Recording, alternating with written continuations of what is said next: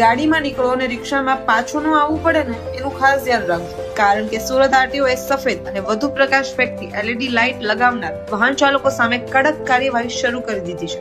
જો તમે રડારે ના આવો. આવી LED લાઇટ સામેથી આવતા વાહન ચાલકો અને પદયાત્રીઓની આંખ આંજી દે છે, જેથી રાત્રિના સમયે રસ્તો સ્પષ્ટ દેખાતો નથી અને અકસ્માત થવાનો ખતરો વધી જાય છે. આ સમસ્યાને ધ્યાનમાં રાખીને આરટીઓ દ્વારા છેલ્લા એક સપ્તાહથી ઝુંબેશ ચલાવવામાં આવી રહી છે, જેમાં અત્યાર સુધીમાં 242 જેટલા વાહન ચાલકો સામે દંડની કાર્યવાહી કરવામાં આવી છે. ઘણા વાહનોમાં કંપનીની મૂળ ડિઝાઇન સાથે છેડછાડ કરીને ગેરકાયદેસર રીતે સફેદ LED લાઇટ લગાવવામાં આવી રહી. આગામી ગુરુવારે સુરત શહેરમાં ખાસ ડ્રાઈવ યોજાશે, જેમાં આરટીઓની અલગ અલગ ટીમો રસ્તા પર ચેકિંગ કરવા આવશે. જો ગેરકાયદેસર રીતે સફેદ લાઇટ જોવા મળી તો એ જ સ્થળ પર દંડ થશે અથવા અને જરૂર પડી તો વાહન પણ જપ્ત કરવામાં આવશે.